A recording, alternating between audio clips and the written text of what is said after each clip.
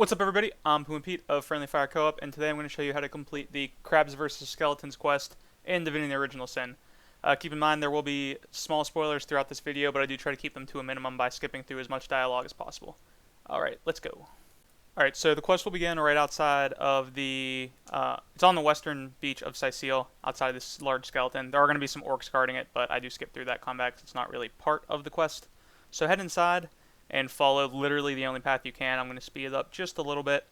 You're going to come across a lightning cloud, so you can just throw a barrel. Try to throw it into like the middle of the area, and that will stop the cloud, as I do right there. And then walk up to this guy, and you'll get a little bit of dialogue.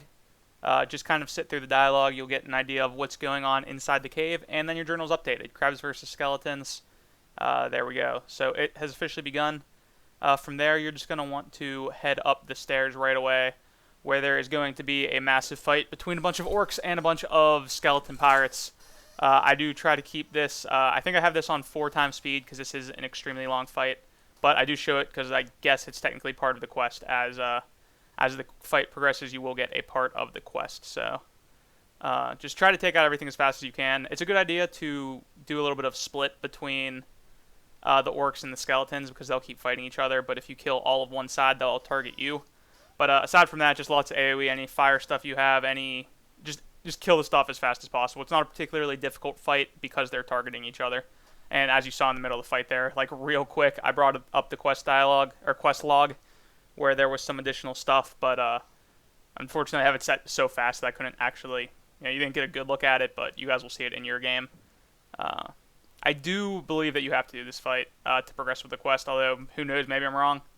I do it. It's a lot of XP, if nothing else. The faster you get up here, the less orcs and skeletons will be died before you get there. And then that will mean more XP for you. Because you get XP even if the orcs kill the skeletons or the skeletons kill the orcs, as long as you're close. So, if nothing else, it's a good fight for XP. And here we just kind of see me going through. Again, I play on easy mode, so everything will die really, really quickly from a damage aspect. So this is probably not like an accurate representation of exactly how the fight will go if you're on a more difficult mode.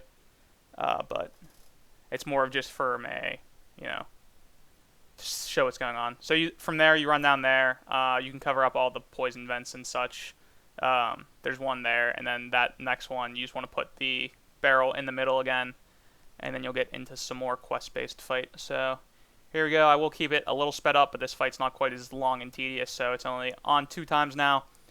With these giant crab monsters, along with any other crabs that you encounter in the fight, or in the dungeon, they will be healed from water and take increased damage from fire, so definitely avoid the water spells, ice shard, anything that you may have that will do water damage, and try to throw some fire their way.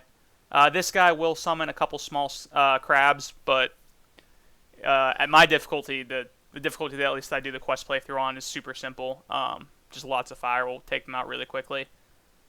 That more or less is it. Just kind of gives you an idea, again, of what the orc was talking about when you see him early on. He's talking about the terrible death that occurred. So here's me kind of picking away at him.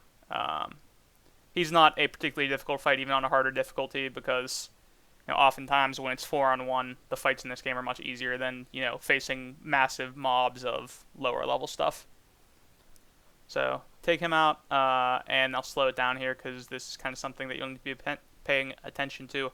I don't loot everything during the video. I just go back and do that later because that would be tedious for you guys. So run in here and pull this lever, and it will move that painting of a woman, where you're going to want to hit the button to unlock a path down into the next area and head down into there.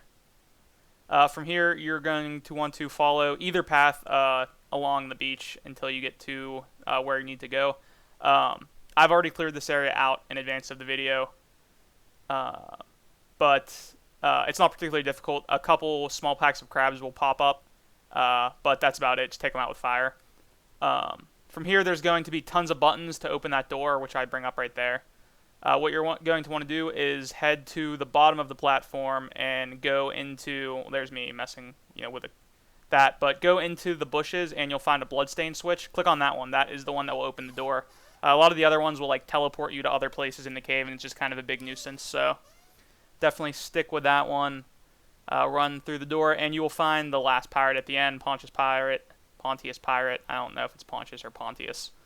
I always thought it was like Pontius Pilate from biblical times, but that's just a guess.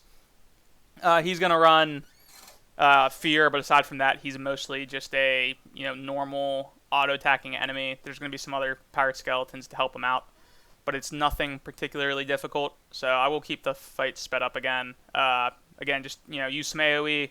If you have crushing weapons, obviously that's great because crushing damage does way more to skeletal enemies than slicing weapons do. Teleport is huge. If you have teleport, use it as much as you can. It does tons of damage to skeletons. It's one of the best early game abilities in my opinion.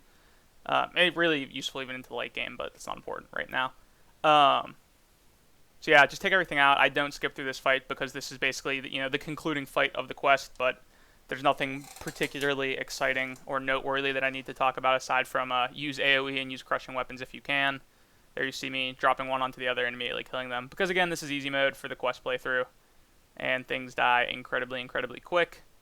So even Pontius, as you can see, you can knock him down if you're having issues on harder difficulties. You can CC him to some extent.